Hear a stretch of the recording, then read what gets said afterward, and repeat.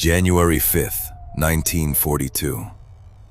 High above the German town of Colditz, a medieval fortress loomed on a cliff, its stone walls floodlit against the winter sky. German soldiers patrolled every corridor, every courtyard, every rooftop. This was Auflag 4C, the camp the Nazis called escape-proof, the place they sent the most dangerous prisoners of war, the ones who had already tried to run. But inside those walls, a British officer named Airey Neave was about to prove the Nazis wrong. And what he did that night would become the stuff of legend. This story begins 2 years earlier, in 1940, when the German war machine rolled across Europe like a tidal wave. Thousands of Allied officers were captured, British, French, Polish, Dutch, and scattered across prison camps throughout the Reich. Many of them tried to escape. Some succeeded. Most were caught. And every time an officer escaped and was recaptured, the Germans sent him to one place. A place built specifically to break the will of the most persistent, most dangerous prisoners in Europe. Colditz Castle. Perched on a rocky outcrop above the river Mulde, the castle had been a fortress for 400 years. 7 stories of solid stone, windows barred with iron, guard posts every few meters, searchlights sweeping the grounds at night. German command believed it was mathematically impossible to escape from Colditz. They were so confident, they packed the castle with the most notorious escape artists in the Allied forces, as if daring them to try. It was the greatest mistake they ever made. Because if you put 100 of the most brilliant, most stubborn escape artists in the world under one roof, you don't get silence. You get a war room. Airey Neave was a young British lieutenant, quiet and methodical, captured in France in 1940. His first escape attempt from another camp had failed within hours. He was beaten, humiliated, and shipped to Colditz as punishment. Most men would have given up. Neave didn't. He spent months doing something almost nobody else was doing, watching. Not the guards, the building itself. He noticed something the Germans had overlooked. Colditz had been renovated over centuries, and buried beneath the main courtyard was an old theater stage, a relic from when the castle briefly served as an asylum decades earlier.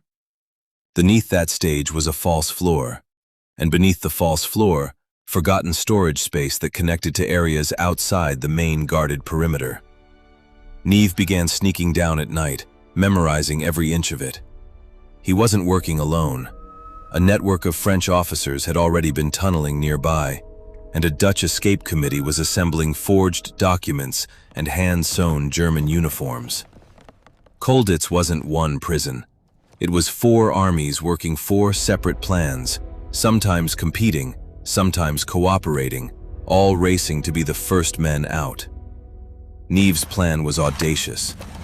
He and a Dutch officer named Tony Luteyn would not tunnel out or climb a wall. They would walk out the front gate, dressed as German officers, in broad daylight. The tailoring alone took weeks. Prisoners melted down Red Cross chocolate tinfoil to fake medal insignia. They dyed British uniforms with boot polish and coffee grounds to match Wehrmacht gray. A forger in the camp, a Polish officer with an almost supernatural eye for detail, spent nights hand-copying the stamps and signatures on genuine German travel permits smuggled in through hidden channels. One wrong stroke of the pen, one crooked seam, and the plan would collapse the moment they stepped into the light.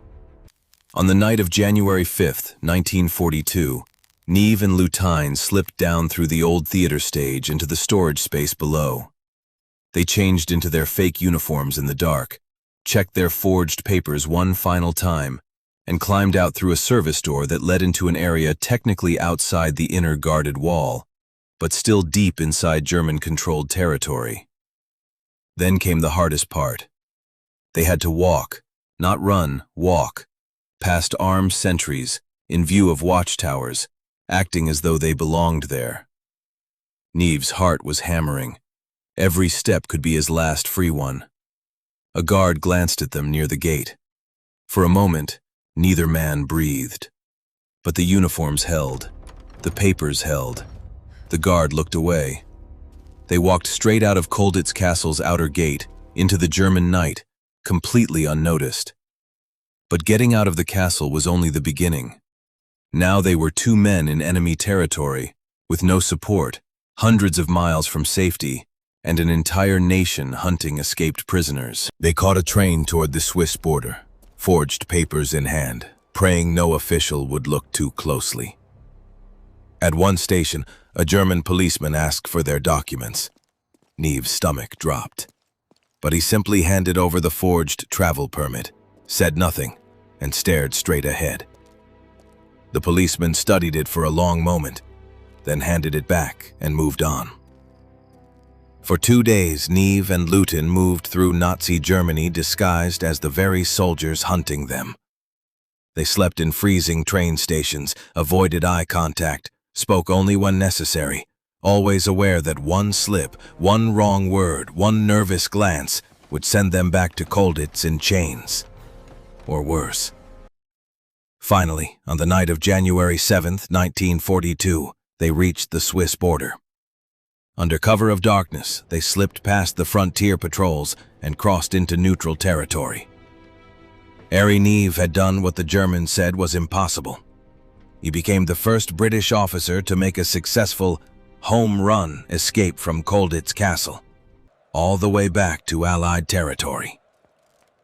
When word reached the camp commandant, the reaction was fury. Colditz was supposed to be the end of the line, the place where escape attempts went to die. Instead, it had just produced the most humiliating escape of the entire war.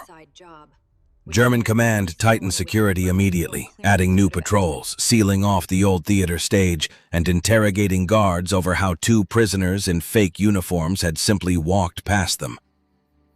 But it didn't stop the others. If anything, Neave's escape lit a fire under every remaining prisoner in the castle. Over the next 3 years, Colditz would see dozens more escape attempts, tunnels dug through solid rock, a homemade glider built secretly in the attic rafters, ropes made from bedsheets, and disguises ranging from German officers to cleaning women. Not every attempt succeeded. Many men were caught, punished, sent to solitary confinement in the castle's cold stone cells. But the spirit never broke. Airey Neave didn't simply go home and wait out the war. He joined MI9, the British intelligence unit dedicated to helping other Allied prisoners escape occupied Europe. The same mind that had studied Colditz's blind spots for months was now designing escape routes for hundreds of other men trapped behind enemy lines. By the time the war ended, Colditz Castle, built to be inescapable, filled with Europe's most dangerous prisoners, had recorded more successful escapes than almost any other camp in the entire Nazi prison system. Not because the walls were weaker, but because the men inside were stronger than any wall the Germans could build. Today, Colditz still stands on its hill above the Mulde River, a museum now, its old theater stage preserved as a reminder of the men who once vanished beneath it into the dark and walked out the other side into freedom.